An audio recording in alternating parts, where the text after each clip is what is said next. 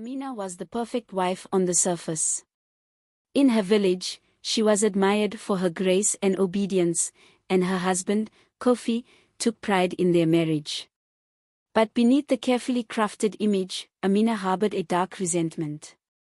She had married young, submitting to the traditional expectations of her role, but the bitterness festered within her. Kofi, a respected man in the community, had unknowingly stifled her dreams. The weight of tradition was heavy, and Amina had followed the path set before her without question until the resentment turned to poison. In the early years, Amina had loved Kofi. She admired his strength, his calm demeanor, and the way he commanded respect. But as time passed, she began to see the cracks in their marriage. Kofi's respect was not for her as an equal, but for the role she played in his life. He was the decision-maker, the provider, while she was the dutiful wife, tending to the home and raising their children. Her desires, her ambitions, had no place in their carefully ordered life. It started with small acts of rebellion. Amina would deliberately oversalt Kofi's food, knowing he would be too polite to mention it. She took pleasure in these tiny victories, in the knowledge that she could still exert control in her own subtle way. But as her bitterness grew, so did her need for something more. She began to mix herbs into his food, nothing too harmful at first, just enough to make him feel unwell, to weaken him ever so slightly.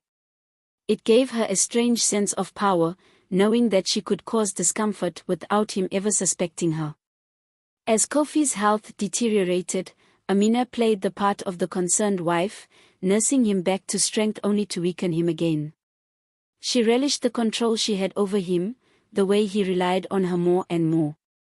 The villagers noticed Kofi's decline, but they attributed it to age, never suspecting that Amina was the cause.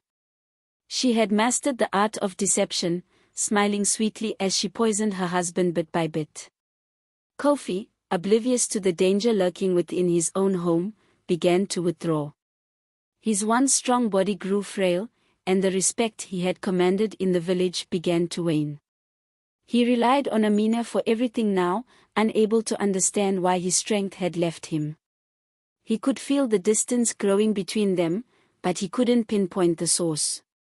He wondered if it was something he had done, if perhaps Amina was unhappy, but she never showed any sign of discontent. Amina's revenge was slow and deliberate. She took care not to overstep, to avoid raising suspicion. She knew that she could not kill him outright, such an act would be too obvious, too risky. Instead, she chose to prolong his suffering, to make him question his own body and mind. She thrived in the silence of her cruelty, knowing that she held his life in her hands.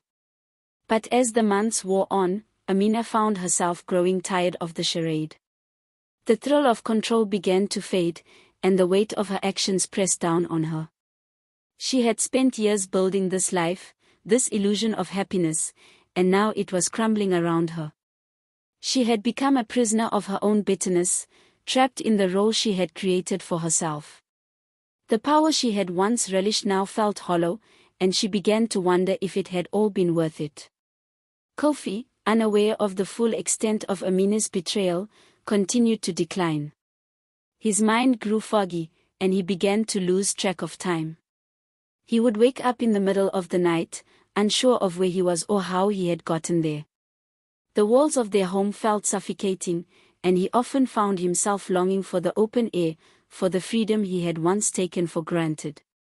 But no matter how far he wandered, he always returned to Amina, to the woman who had once been his anchor.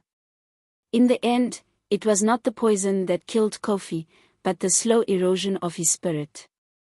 Amina watched as the man she had once loved faded away, consumed by the bitterness she had nurtured for so long.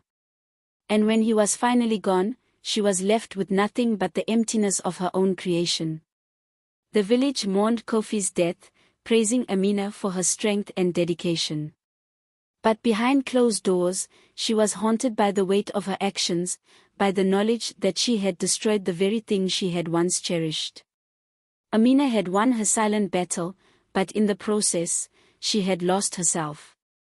The power she had sought had turned to ash, and she was left with a hollow victory, one that could never bring her the peace she so desperately craved.